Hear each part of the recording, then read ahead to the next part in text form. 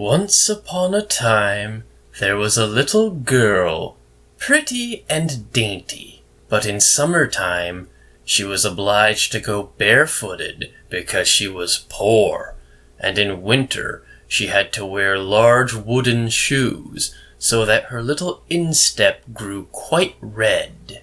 In the middle of the village lived an old shoemaker's wife.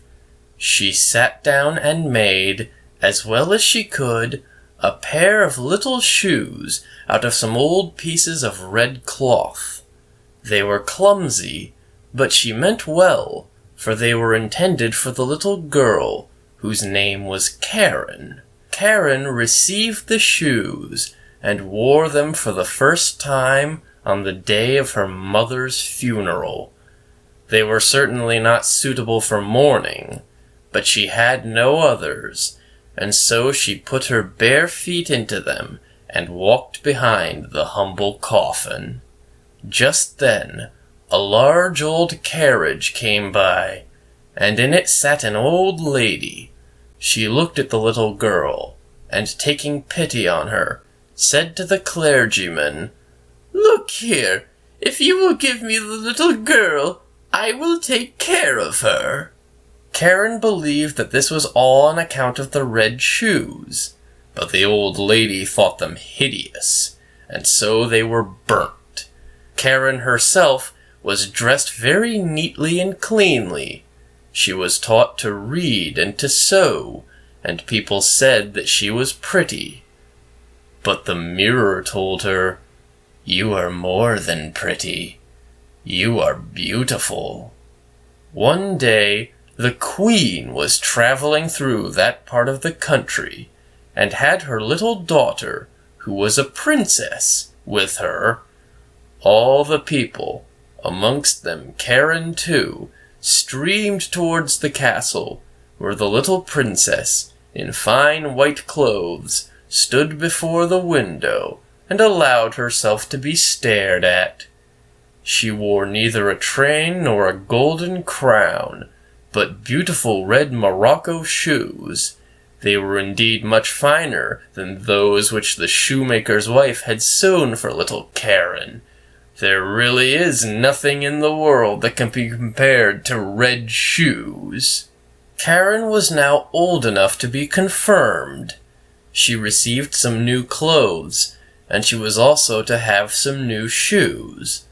The rich shoemaker in the town took the measure of her little foot in his own room, in which there stood great glass cases full of pretty shoes and white slippers. It all looked very lovely, but the old lady could not see very well, and therefore did not get much pleasure out of it. Amongst the shoes stood a pair of red ones, like those which the princess had worn. How beautiful they were! And the shoemaker said that they had been made for a count's daughter, but that they had not fitted her. "I suppose they're of shiny leather?" asked the old lady. "They shine so." "Yes, they do shine," said Karen. They fitted her, and were bought. But the old lady knew nothing of their being red, for she would never have allowed Karen to be confirmed in red shoes, as she was now to be. Everybody looked at her feet, and the whole of the way from the church door to the choir, it seemed to her as if even the ancient figures on the monuments, in their stiff collars and long black robes, had their eyes fixed on her red shoes. It was only of these that she thought when the clergyman laid his hand upon her head and spoke of the holy baptism, of the covenant with God, and told her that she was now to be a grown-up Christian. The organ pealed forth solemnly, and the sweet children's voices mingled with that of their old leader, but Karen thought only of her red shoes. In the afternoon, the old lady heard from everybody that Karen had worn red shoes. She said that it was a shocking thing to do, that it was very improper, and that Karen was always to go to church in future in black shoes, even if they were old. On the following Sunday, there was communion. Karen looked first at the black shoes, then at the red shoes, looked at the red ones again, and put them on. The sun was shining gloriously, so Karen and the old lady went along the footpath through the corn, where it was rather dusty. At the church door stood an old crippled soldier leaning on a crutch. He had a wonderfully long beard, more red than white, and he bowed down to the ground and asked the old lady whether he might wipe her shoes. Then Karen put out her little foot too. "Dear me, what pretty dancing shoes," said the soldier. "Sit fast when you dance," said he, addressing the shoes and slapping the soles with his hand. The old lady gave the soldier some money, and then went with Karen into the church. And all the people inside looked at Karen's red shoes, and all the figures gazed at them. When Karen knelt before the altar and put the golden goblet to her mouth, she thought only of the red shoes. It seemed to her as though they were swimming about in the goblet, and she forgot to sing the psalm, forgot to say the Lord's Prayer. Now everyone came out of church, and the old lady stepped into her carriage. But just as Karen was lifting up her foot to get in too, the old soldier said, "Dear me, what pretty dancing shoes!" And Karen could not help it. She was obliged to dance a few steps, and when she had once begun, her legs continued to dance. It seemed as if the shoes had got power over them. She danced round the church corner, for she could not stop. The coachman had to run after her and seize her.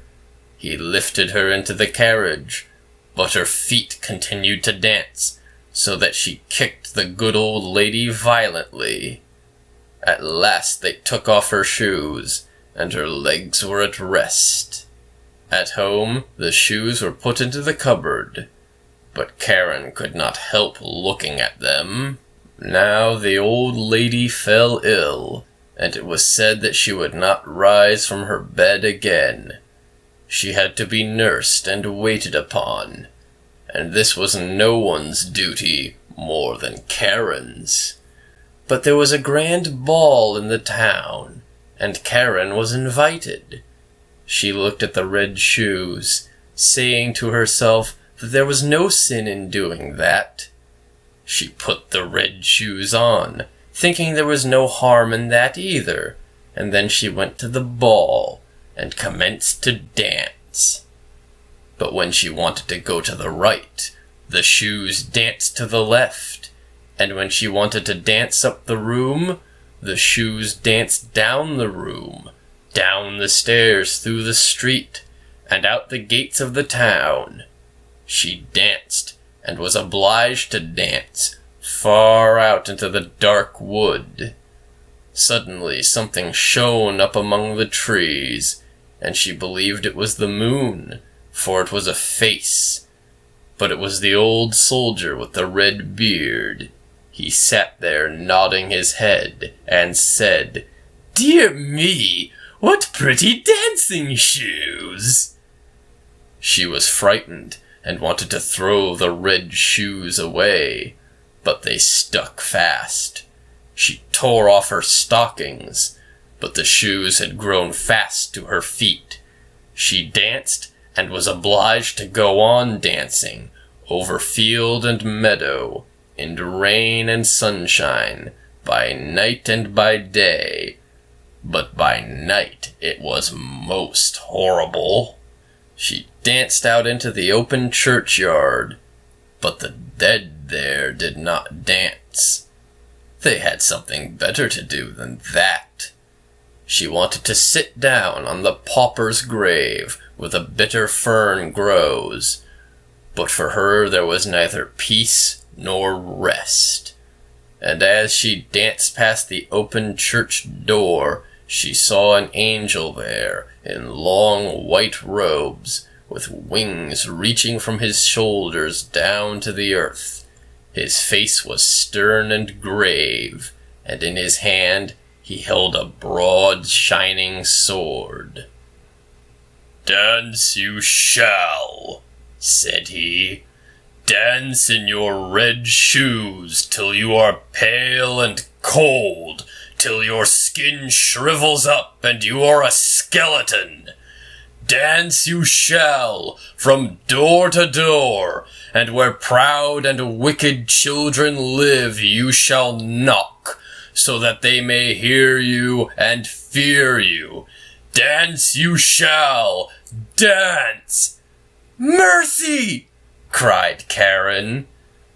But she did not hear what the angel answered, for the shoes carried her through the gate into the fields, along highways and byways, and unceasingly she had to dance. One morning she danced past a door that she knew very well. They were singing a psalm inside, and a coffin was being carried out covered with flowers.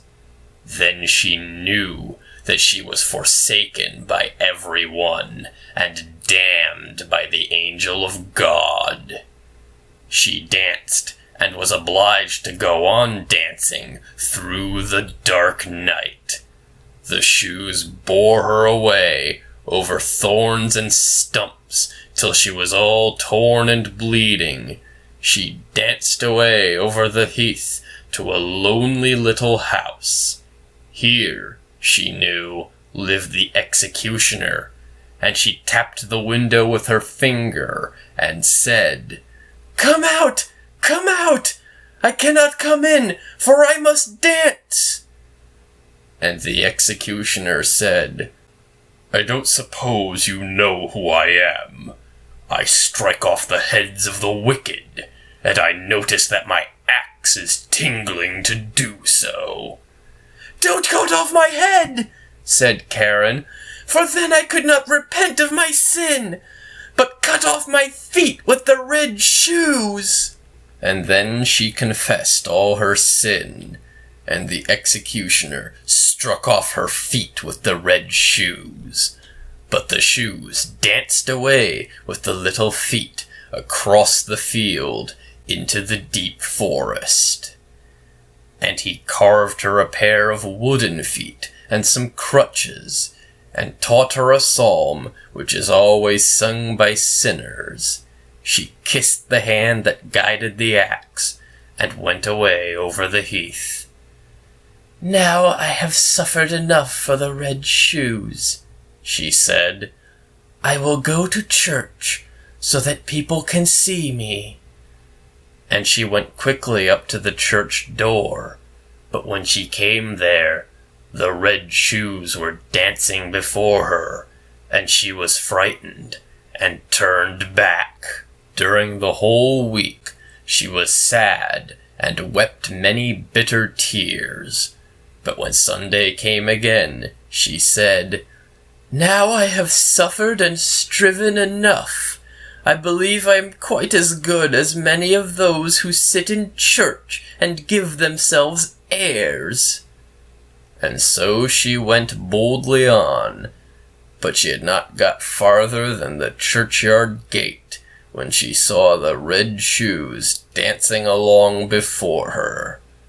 Then she became terrified, and turned back, and repented right heartily of her sin.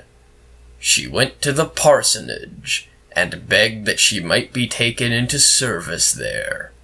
She would be industrious, she said, and do everything that she could.